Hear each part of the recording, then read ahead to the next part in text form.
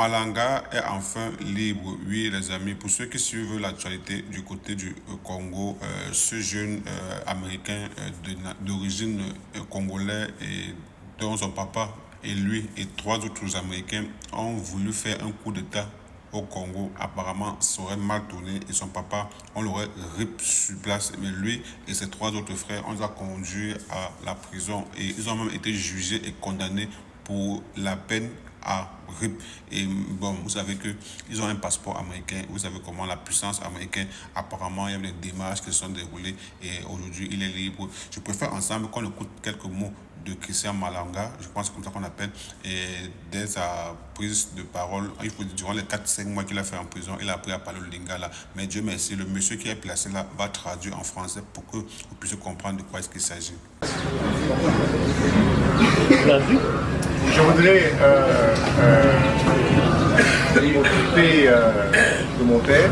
You had asked me a question in December before we went on break on how I could make my father's name live and not be ashamed. And I would like to put him to rest. It's been 8 months since he was murdered and killed.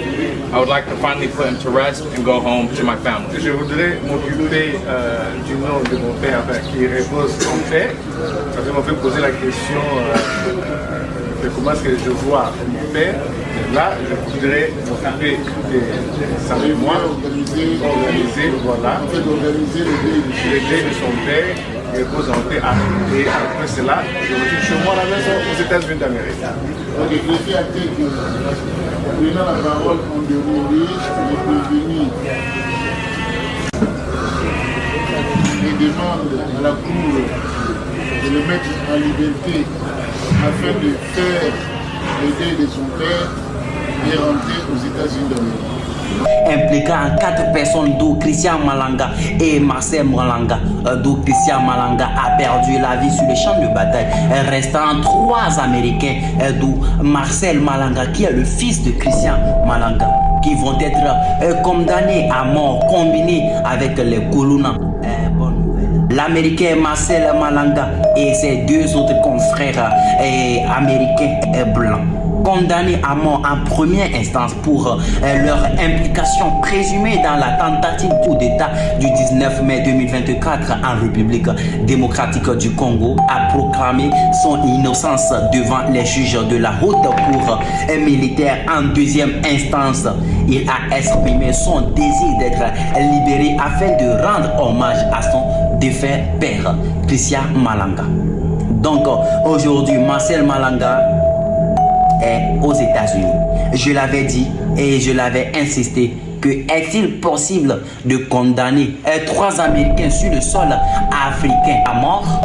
Les intellos de la loi et la police nationale m'ont jeté la pierre dans les commentaires que la loi c'est la loi. La loi existe, mais les décisions viennent des autorités. Qui est Christian Malanga, le présumé auteur de la tentative de coup d'État en RDC?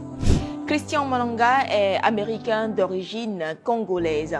Il s'est toujours présenté comme le leader du mouvement New Zaïre, mais aussi de sa formation politique United Congolese Party, UCP. Celui qui se fait appeler commandant est né le 2 janvier 1983 à Kinshasa. En 1998, il s'installe aux États-Unis avec sa famille en tant que réfugié politique. Il est également homme d'affaires. En 2006, il retourne en RDC et fait le service militaire. Au sein de l'armée congolaise, il a occupé plusieurs fonctions. Il prend part à plusieurs entraînements commando aux États-Unis ou encore en Belgique. Aux législatives de 2011 en RDC, l'homme se lance en politique et devient candidat indépendant. Le richissime homme d'affaires qui aspire à devenir président dénonce la corruption et une mauvaise gestion du système politique en RDC. Selon les médias locaux, le 19 mai, lors de l'assaut au Palais de la Nation, les assaillants s'étaient scindés en 2 groupes. Dans ces vidéos publiées sur les réseaux sociaux, ils brandissaient le drapeau du Zaïre du temps de Mobutu Sese Seko, renversé en 1997. L'armée congolaise a annoncé avoir définitivement neutralisé Christian Malanga. Son fils Marcel, 22 ans, a été arrêté ainsi que plusieurs autres de leurs complices.